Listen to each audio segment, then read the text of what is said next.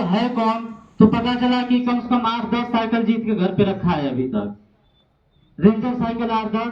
और सर का योगदान है, और सर के कोचिंग में आज कम से कम 480 प्लस बच्चे हैं। और मान के चलिए कि सर वहाँ के खान सर है, मात्र 150 रुपया में 8 सब्जेक्ट पढ़ाते हैं। और राष्ट्र आय में एक कोचिंग से, मात्र सर के कोचिंग से 16 बच्चे आए हैं जिनको 12,000 रुपया पर साल जो है आएगा उनकी शिक्षा दीक्षा के लिए सरकार की तरफ से एक कोचिंग से। ठीक है, तो मैं सबसे पहले अनुज सर से ही चाहूंगा आप आइए और बच्चों के बीच में अपना 2 शब्द रखिए। अनुज सर।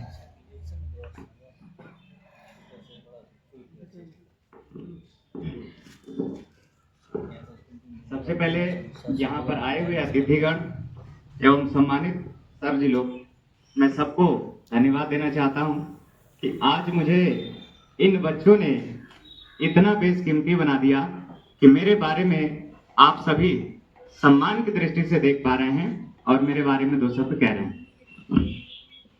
मैं बताना चाहता हूँ आपको कि आप हमेशा संघर्ष करिए और अपने जीवन में सफलताओं को प्राप्त कीजिए। जो अंगुलियां आपके तरफ संदेह के दृष्टिकोण से उठती हैं, जिस दिन आपको सफलता मिलेगी वही अंगुलियां आपके दृष्टिकोण में सम्मान के दृष्टिकोण से उठेंगी। मैं आपको हमेशा शिक्षा से जुड़े रहने का सलाह दूंगा। मेरी तारीफ जितना सर ने किया, मैं उस योग्य नहीं हूं, लेकिन मेरे बच्चों ने मुझे अपनी मेहनत और संघर्ष की वजह से मुझे इस योग्य बना दिया कि आज मैं आपके सामने यहाँ पे खड़ा हूँ और 2 शब्द कहने जा रहा हूँ, और उसमें भी आप सम्मान के दृष्टिकोण से आप मेरे शब्दों को सुनेंगे। ठीक है, सबसे पहले मैं अपना परिचय दे दूं। मैं Anuj Kumar Yadav, AKY destination coaching classes के संस्थापक के रूप में मैं हूं, और आज आपके सामने जितने भी बच्चे मेरे यहाँ आए हुए हैं उनके संघर्ष का परिणाम है कि आज भी मैं उन बच्चों के साथ, उन बच्चों से जुड़कर आज भी मैं यहाँ पे आया हूँ, जरगों की धरती से चलकर। ठीक है, जैसा कि हमेशा लोग कुछ न कुछ भावनाओं के साथ डरते रहते हैं, चाहे बच्चे हों चाहे गार्जियन हो। मैं कहता हूँ बच्चे हैं, शिक्षा के क्षेत्र में जुड़े हैं, और आप गार्जियन हैं, आप भी चाहेंगे कि हमारे बच्चे हमेशा टॉप करें, आगे रहें। लेकिन कभी कभी क्या होता है कि कुछ कमियों की वजह से, कुछ छोटी छोटी कमियों की वजह से बच्चे असफल भी हो जाते हैं। तो गार्जियन के तौर पे, मैं एक शिक्षक के तौर पे आपको, जैसे आपसे मैं निवेदन करना चाहता हूँ गार्जियन, सभी गार्जियन से, कि जितना आप सफलता में बच्चे के साथ सहयोग करते हैं, थोड़ा सा विफलता में आप उसका सहयोग कर दें तो बच्चे हर आसमान की बुलंदियों को। बच्चे कभी नहीं चाहते कि हम विफल हों, बच्चे कभी चाहते ही नहीं कि हम विफल हों। बच्चे भी चाहते हैं कि एक दिन मैं भी अपने माँ बाप का नाम रोशन करूं, अपने मेहनत से मैं आगे बढ़ूं। लेकिन कुछ कमियां रह जाती हैं जिसकी वजह से बच्चे कुछ नंबरों से पीछे हो जाते हैं, और ऊपर से लोग ताने भी देते हैं, समाज भी ताना देता है। अगर माँ बाप भी यही काम करने लगे तो फिर बच्चे किसके सामने जाके कहेंगे अपनी स्थिति। तो मैं गार्जियन से निवेदन करना चाहता हूँ कि प्लीज आप लोग भी थोड़ा सा बच्चों का सहयोग कीजिए।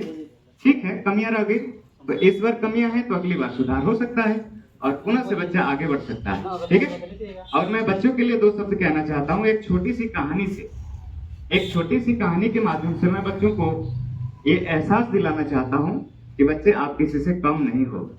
आप सबसे सामना करके, सारी परिस्थितियों से सामना करके, लड़के आप ही अपना नाम बना सकते हैं। ठीक है, जैसे एक हिरन होता है जिसकी चाल लगभग 90 किलोमीटर पर घंटा होती है।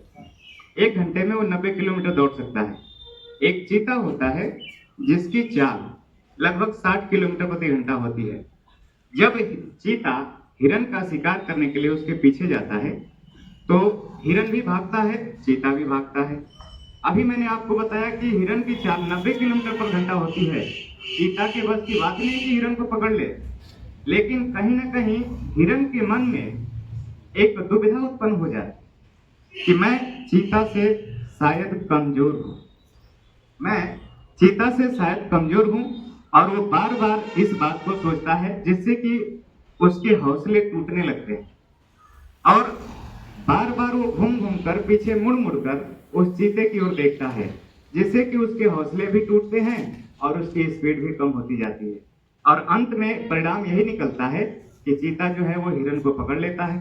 चीता को यहीं पर इसी क्षण चीता को ये विश्वास होता है कि मैं हिरण को पकड़ लूंगा, और हिरण को ये विश्वास होता है कि मैं मारा जाऊंगा, जिसकी वजह से उस हिरण का जो हौसला है, उस हिरण की जो स्पीड है, वो दोनों कम हो जाती है। तो मैं बच्चों से ये कहता हूं कि आप किसी से कम नहीं हो। आप सबके सामने खड़ा होकर अपनी आवाज उठा सकते हैं, अपने संघर्ष का परचम लहरा सकते हैं। बस आपके अंदर एक दृढ़ विश्वास होना चाहिए, दृढ़ संकल्प होना चाहिए और अपने संघर्ष के प्रति समर्पित होना चाहिए। आप जीवन के हर बुलंदी को छू सकते हैं।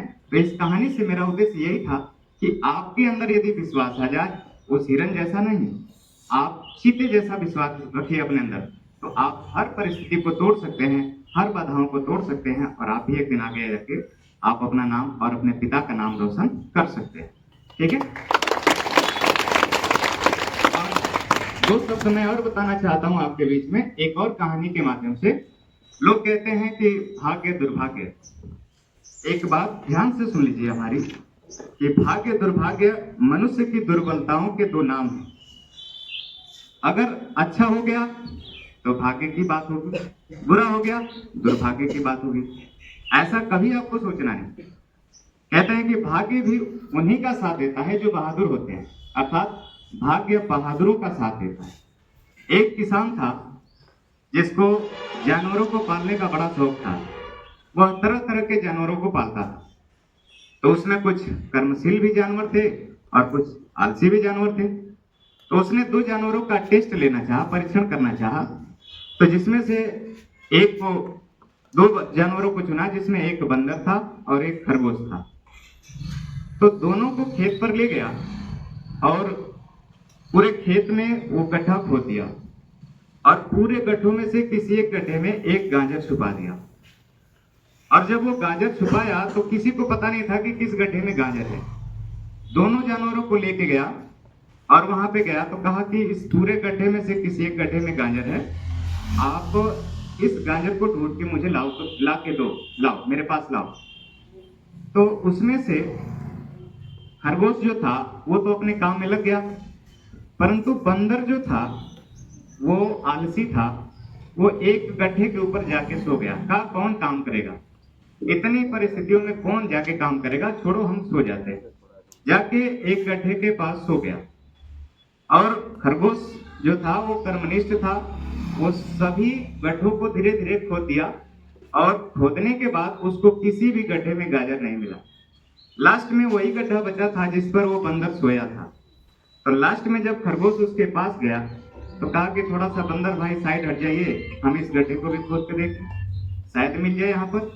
तो जब उस गड्ढे को खरगोश ने खोदा तो उस गड्ढे में गाजर प्राप्त हुआ। अर्थात इस कहानी से आपको क्या सीख मिलती है कि आप भाग्य और दुर्भाग्य के भरोसे मत रहिए। आप मेहनत करिए, आप परिश्रम करिए, फल तो खुद ब खुद मिलेगा, लेकिन आपके मेहनत में, आपके परिश्रम में ईमानदारी होनी चाहिए।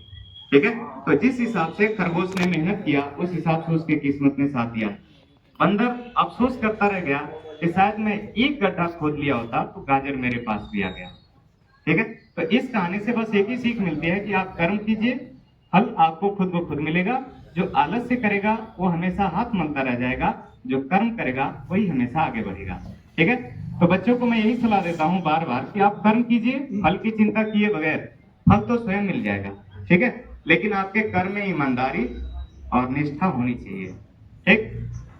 तो इन्हीं शब्दों के साथ मैं आप अपने शब्दों को विराम देता हूँ। धन्यवाद।